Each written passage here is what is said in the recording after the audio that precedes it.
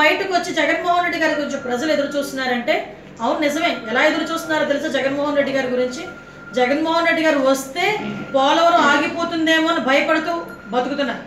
జగన్మోహన్ రెడ్డి గారు తప్పిసారి వస్తే ఈ తోటపల్లి రిజర్వాయర్లు వాట్ ఎవర్ ఇట్ మేబీ ఇప్పుడు జరుగుతున్న ఇరిగేషన్ ప్రాజెక్టులన్నీ ఆగిపోతాయని భయం.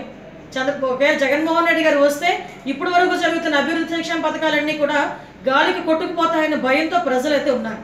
ఇది వాస్తవం. మీరు ఈరోజు నేను ఇందాక కూడా చెప్పాను, ఏదో ఊర్లో వాళ్ళ పెళ్ళికి కుక్కలు ఆడేవాడు కాదు. మనకు జరిగే ఎలక్షన్స్లో మీ ఓటమిని చూసి బాధపడే రోజు అతి దగ్గరలో ఉంది. ఆ రోజు గురించి మీరు వెయిట్ చేయండి. ఇదే సంబరాలు చేసుకోవడానికి మేము వెయిట్ చేస్తాం. ఒకటి మాత్రం నిజం, అభివృద్ధి పట్టం కడతారు, ప్రజల అభివృద్ధికి పట్టం కడతారు అన్నది ఏదైతే ఎంత నిజమో అదే నిజం ఈరోజు ఆంధ్రప్రదేశ్లో కూడా రాబోయే ఎలక్షన్స్లో పనిచేస్తుంది అని చెప్పడానికి. ఆవిడేదో గెలిచినట్టుగా వైఎస్ఆర్సీపీ పార్టీ ఏదో గెలిచి ఈరోజు తెలంగాణలో పార్టీ గవర్నమెంట్ ఫామ్ చేస్తున్న విధంగా వాళ్ళు మాట్లాడిన తీరు చూస్తుంటే నాకు అర్థం కానిది ఏంటంటే, మన పెద్దల సామెతలు చెప్తుంటారు, ఇది ఊర్లో వాళ్ళ పెళ్ళికి కుక్కల హడావిడి అని. ఎక్కడో తెలంగాణలోని ఎన్నికలు జరగడం ఏంటి, అక్కడ టీఆర్ఎస్ పార్టీ గెలవడం ఏంటి, ఇక్కడ వీళ్ళు ఇక్కడ కూర్చొని ప్రెస్ మీట్లు పెట్టడం ఏంటి? నేను ఈ సందర్భంగా ప్రజలకి కూడా కొన్ని విషయాలను ఈ సందర్భంగా తెలియజేయాలనుకుంటున్నాను. ఇప్పుడు గౌరవ సీఎం గారు కాంగ్రెస్తో కలవడం వల్ల మాత్రమే ఇలా జరిగింది అని చెప్పి అనుభవ రాహిత్యం ఉన్న ఎమ్మెల్యేస్ కూడా, ప్రతిపక్ష ఎమ్మెల్యేస్ కూడా ఈరోజు మాట్లాడడం జరుగుతుంది. నేనేం చెప్తున్నానంటే, ఈరోజు కేంద్రానికి సంబంధించి రాష్ట్రానికి మధ్యలో వైరం దేనికి జరిగింది? ప్రత్యేక హోదా అన్న ఒకే ఒక విషయంలో జరిగింది.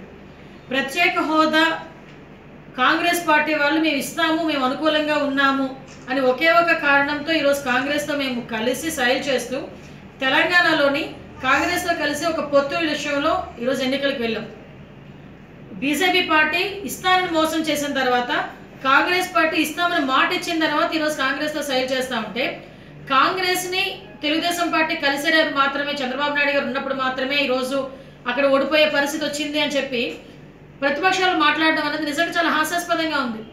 ఈరోజు అదే సీఎం ఈరోజు ఆంధ్రాలో వైఎస్ఆర్సీపీ పార్టీ నుంచి 20 మంది పైగా ఈరోజు ఎమ్మెల్యేస్ తెలుగుదేశం పార్టీ తాలూకు అభివృద్ధి కార్యక్రమాలు, సంక్షేమ పథకాలు చూసి జగన్మోహన్ రెడ్డి తాలూకు యాటిట్యూడ్ని వ్యతిరేకించి ఈరోజు మా పార్టీలోకి వచ్చి చంద్రబాబు నాయుడు గారి నాయకత్వాన్ని ఈరోజు బలపరిచి ముందుకు తీసుకెళ్తా ఉంటే ఇలాంటి మాటలు ఏంటి పరిస్థితి? ఈరోజు ఒక సందర్భం చెప్పాలి, తెలుగుదేశం పార్టీ కనీసం తెలంగాణలో మేము కాంగ్రెస్తో కలిపి పనిచేస్తున్నాం అని బయటకు వచ్చి బహిరంగంగా ధైర్యంగా ఈరోజు పోటీలో బరిలో దిగాం. మరి మీ పరిస్థితి ఏంటి? రహస్య ఒప్పందాలా? అంటే మీరు రాష్ట్ర ప్రయోజనాలు మీకు ముఖ్యం కాదు, చంద్రబాబు నాయుడు గారు ఓటమి ముఖ్యం. మీకు తెలుగుదేశం పార్టీ అంటే భయం, చంద్రబాబు నాయుడు గారు అంటే భయం, అంతేగాని రాష్ట్ర ప్రయోజనాలు మీకు పట్టు. ఇదే కేసీఆర్ గారు తెలంగాణకు సంబంధించి ఎన్నికల ప్రచారం టైంలో చంద్రబాబు నాయుడు గారు మనకు కట్టడాలను ఆపుతున్నారు, కట్టడాలను ఆపడానికి 34 లెటర్లు రాశారని చెప్తా ఉంటే నువ్వెందుకు ఆ రోజు ఖండించలేకపోయావు? ఆ రోజు ఏ కన్నంలో దాక్కున్నావు నువ్వు వెళ్ళి?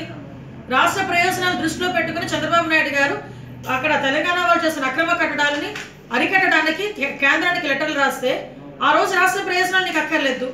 నువ్వు ఇంతకీ విషయం ఏంటంటే, ఈ రోజు వరకు జగన్మోహన్ రెడ్డి గారికి ఆంధ్రప్రదేశ్లో ఒక ఇల్లు లేదు, జగన్మోహన్ రెడ్డి గారికి ఒక నివాసం కూడా ఏర్పాటు చేసుకోలేదు. నువ్వు వారం వెళ్ళి హైదరాబాద్ వెళ్ళి వస్తూ ఉంటావు, హైదరాబాద్ నుంచి అసెంబ్లీకి వస్తూ ఉంటావు. అంటే నువ్వు హైదరాబాద్ వాసివా, ఆంధ్ర వాసివా? హైదరాబాద్లోనంటే తెలుగు వాళ్ళ ప్రయోజనాలు అవసరం లేదంట, ఆంధ్ర ప్రజలు అవసరం లేదంట, కానీ ఆంధ్రలోకి వచ్చి సీఎం అవ్వాలంట. ఇదేం న్యాయం అండి? నాకు అర్థం కాదు. ముందు మీ పార్టీ ఏంటో, అది కోడికత్తి పార్టీయా, వైఎస్ఆర్ పార్టీయా, అది జగన్మోహన్ రెడ్డి పార్టీయా, ఏదోటి మాత్రం క్లారిటీ ముందు జనాలకి ఇవ్వాలి. మీరు ఆల్రెడీ అందరూ కూడా కోడికత్తి పార్టీ అంటున్నారు ఈ మధ్యకాలంలో, అది కూడా మీరు చూసుకోవాలి.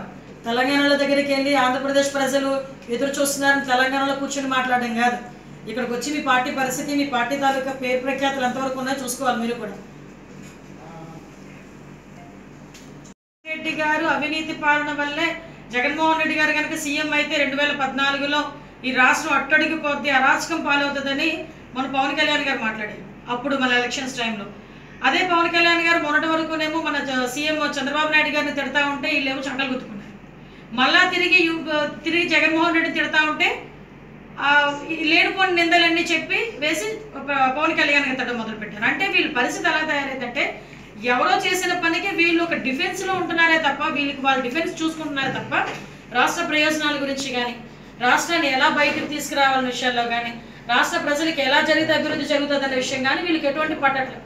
నేను చెప్తున్నా, తెలుగుదేశం పార్టీ అనేది 30 సంవత్సరాల రాజకీయ చరిత్ర ఉన్న పార్టీ. ఈరోజు జాతీయ పార్టీ స్థాయికి ఎదిగిన పార్టీ. తెలుగుదేశం పార్టీలో ప్రతి కార్యకర్త, తెలుగుదేశం పార్టీ ప్రతి కార్యకర్తకు సైనికుడిలా పనిచేస్తాడు. కాబట్టి ఎన్ని అప్ అండ్ డౌన్స్ వచ్చినప్పటికీ కూడా ఈరోజు పార్టీ నిలబడింది. 10 సంవత్సరాలు అధికారంలో లేకపోయినప్పటికీ కూడా ఈరోజు తిరిగి రాజ్యాధికారం చేజిక్కించుకుని ఆంధ్రప్రదేశ్లో ముందుకెళ్తున్నామంటే దట్ ఈస్ తెలుగుదేశం పార్టీ. కానీ ఇప్పుడు వైఎస్ఆర్ పార్టీ పరిస్థితి ఏంటంటే, నాయకులు నేను చెప్తున్నా, ఒక్కసారి ఓడిపోయేసరికి కుదేరైపోయింది ఆ పార్టీ. మళ్ళీ సెకండ్ టైం కూడా ఇదే ఓటమి చెవి చూస్తే ఇంట్లో కూర్చోవాలి ఒక్కొక్కరు కూడా. వీళ్ళు కూడా ఈరోజు తెలుగుదేశం పార్టీ గురించి, చంద్రబాబు నాయుడు గారి గురించి, లోకేష్ గారి గురించి మాట్లాడుతుంటే మేము సిగ్గుపడాల్సిన పరిస్థితి. అంటే రాజకీయ విశ్లేషణ అన్నది ఎవరికి ఎలాగా అనుకూలంగా ఉండాలో మాట్లాడుకోవడం కాదు. అంటే పొత్తుల గురించి మాట్లాడేటప్పుడు నేను ఈ విషయం గురించి మీకు ప్రస్తావించాను. ఇప్పుడు కాంగ్రెస్, ఇందాక కూడా చెప్పాను, కాంగ్రెస్ తెలుగుదేశం పార్టీ ఆ రోజు తెలంగాణలో పొత్తు పెట్టుకున్నాయంటే కేవలం రాష్ట్ర ప్రయోజనాల గురించి. బీజేపీ ఏతర శక్తి రావాలి. ఈరోజు బీజేపీ కేంద్రంలోని నిరంకుశ పరిపాలన మనం పక్కన పెట్టాలి. ద సేమ్ టైం రాష్ట్రంలో ప్రత్యేక హోదా కావాలి. ప్రత్యేక హోదాకి కాంగ్రెస్ వాళ్ళు సపోర్ట్ చేస్తున్నారు. మేము వస్తే ప్రత్యేక హోదా ఇస్తామని చెప్పారు. సో దట్ రాష్ట్ర ప్రయోజనాల గురించి మాత్రమే తెలుగుదేశం పార్టీ కాంగ్రెస్తో పొత్తు పెట్టుకొని ముందుకెళ్ళాం. కాకపోతే ఒకటి మళ్ళా చెప్తున్నాం, తెలుగుదేశం పార్టీ 2 స్థానాల్లో, మేము ఈరోజు 13 స్థానాల్లో పోటీ చేసి 2 స్థానాల్లో నెగ్గున్నాం. 2014లో పొత్తు లేకుండానే సుమారుగా 15 సీట్లు తెలుగుదేశం పార్టీ చేజిక్కించుకుంది.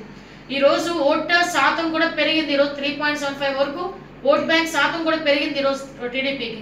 రానున్న కాలంలో కూడా తెలంగాణలో కూడా తెలుగు రాష్ట్ర ప్రజలు తెలుగుదేశం పార్టీని ఆదరిస్తారు. ఆదరించే రోజు అతి తొందరలోనే మాత్రం ఉంది. వల్లించినట్టు అనిపిస్తుంది అనమాట. వాళ్ళ నాయకుడు ఎందుకండి జగన్మోహన్ రెడ్డి గారు జైలుకి వెళ్ళారు? అవినీతిపరుడు కాదా? ఆయన చేస్తున్న అరాచకాలు కడప దగ్గర నుంచి మొత్తం ఆంధ్రప్రదేశ్ కాదు, దేశం మొత్తం తెలిసాయి. కనీసం ఒక ఆపదలో ఉన్న వాడిని ఆదుకోలేని పరిస్థితి. శ్రీకాకుళంలో టిట్లీ వస్తే బయటకు వచ్చి పెద్ద హైడ్రామా. సో ఇటువంటి వ్యవహారాలన్నీ కూడా మీరు ముందు చక్కదిద్దుకోండి. అంతేగాని తెలుగుదేశం లోకేష్ గారిని టార్గెట్ చేస్తూ, చంద్రబాబు నాయుడు గారిని టార్గెట్ చేస్తూ, విమర్శలు మాట్లాడుతూ, ఎందుకు అంటే ఒక వ్యంగ్యంగా మాట్లాడుతూ జనాలు తప్పుదోవ పట్టించే విధంగా మీరు ముందుకెళ్తే మాత్రం జనాలు కూడా కంపల్సరీగా బుద్ధి చెప్పే రోజు ఎంతో దూరంలో లేదు. కమింగ్ సూన్ ఎలక్షన్స్లో తెలుగుదేశం పార్టీ ఆంధ్రప్రదేశ్ రాష్ట్రంలో అధికారం చేపట్టడం ఖాయం. మీరందరూ కూడా ఇంట్లో కూర్చోవడం ఖాయం. కానీ మీ పరిస్థితి ఏంటి? మీరు ఎవరు చెప్పగలుగుతున్నారా? అది మీరు బాగా ఏదో చెప్పగలుగుతున్నారా? ఏదో క్లారిటీ ఇవ్వగలుగుతున్నారా? అసలు పోటీకే రాలేదు, పోటీయే చేయలేదు. కనీసం బయటకు వచ్చి పలానా పార్టీకి మద్దతు ఇస్తామని డైరెక్ట్గా చెప్పకుండా ఇండైరెక్ట్గా ఉండి రహస్య ఒప్పందాలు ముందును పెట్టుకొని మీ స్వప్రయోజనాల గురించి, మీ ఆస్తులు కాపాడుకోవడానికి, మీ తాలూకా వ్యాపార సంస్థలు కాపాడుకోవడానికి ఈరోజు మాట్లాడుతూ ఉంటే ఏంటి మీరు మాట్లాడుతున్నారు? చంద్రబాబు నాయుడు గారి గురించి మాట్లాడే అర్హత ఉందా మీకు? అదే సందర్భం ఇంకో విషయం మాట్లాడుతున్నా. గౌరవ మన నందమూరి హరికృష్ణ గారి గురించి మాట్లాడారు. అమ్మ, నేను ఒకటే చెప్తున్నా, ఈరోజు మీరు మాట్లాడుతున్నారంటే అది తెలుగుదేశం పార్టీ తాలూకా బ్లడ్ మీలో ఉంది కాబట్టి తెలుగుదేశం పార్టీ ఆ రోజు ఓనమాలు నేర్పింది రాజకీయంగా మీకు. ఈరోజు బయటకు వచ్చి రకరకాలుగా మాట్లాడచ్చు. కానీ నేను ఒక విషయం చెప్తున్నా, నందమూరి హరికృష్ణ గారు వాళ్ళ నందమూరి ఫ్యామిలీని తొక్కియాలని చెప్పేసి మీరు మాట్లాడుతున్నారు, రకరకాలుగా మాట్లాడారు కదా. నేను స్ట్రైట్ క్వశ్చన్ మీకు, మీ నాయకుడికి, షర్మిలమ్మ ఎక్కడుందమ్మా? మేము బయట తీసుకొచ్చి మేము పోటీ చేయించాం. షర్మిలమ్మ చేత పోటీ చేయించే దమ్ము ఉందా జగన్మోహన్ రెడ్డి గారికి? విజయమ్మ గారి చేత పాపం పోటీ చేయించి లోపల కూర్చున్నామండి, మా బయటకు తీసుకొచ్చి ఎంపీగా నిలబడిన తర్వాత మళ్ళా పాపం ఆ మహాతల్లి ఎక్కడుందో కూడా ఎవరికీ తెలియదు. నీ ఇంట్లోని కింద ఉన్న మచ్చను ఎత్తుక్కోవడం మానేసి నందమూరి ఫ్యామిలీ గురించి మాట్లాడే అర్హత నీకెక్కడిది? కళ్యాణ్ రామ్ గారి గురించి, మన జూనియర్ ఎన్టీఆర్ గారి గురించి మాట్లాడే అర్హత నీకెక్కడిది? ముందు నీ ఇంట్లో పరిస్థితి అంటే నువ్వు చక్కదిద్దుకో. జగన్మోహన్ రెడ్డి సాక్షాత్తు పాప మహాతల్లి జైల్లోని జగన్మోహన్ రెడ్డి గారు ఉన్నప్పుడు నేను జగనన్న విసిరిన బాణాన్ని అని చెప్పి ఆడదై ఉండి రాష్ట్రం మొత్తం పాదయాత్ర చేస్తే, ఆ పాదయాత్ర ముగిసిన తర్వాత కనీసం అక్కడ ఒక్క దగ్గర ఎమ్మెల్యే గారు ఇచ్చాడా? పోనీ నీ పార్టీ నుంచి ఎమ్మెల్సీని పంపించావే, నీ పార్టీ నుంచి రాజ్యసభకు పంపించావే, ఎందుకు షర్మిలమ్మకి ఇవ్వలేదు? Please subscribe to new waves. ఇలాంటి మరిన్ని మంచి వీడియోలు కావాలని కోరుకుంటున్నారా? అయితే పక్కనే ఉన్న గంట సింబల్ను క్లిక్ చేయండి. అలాగే సబ్స్క్రైబ్ చేయండి.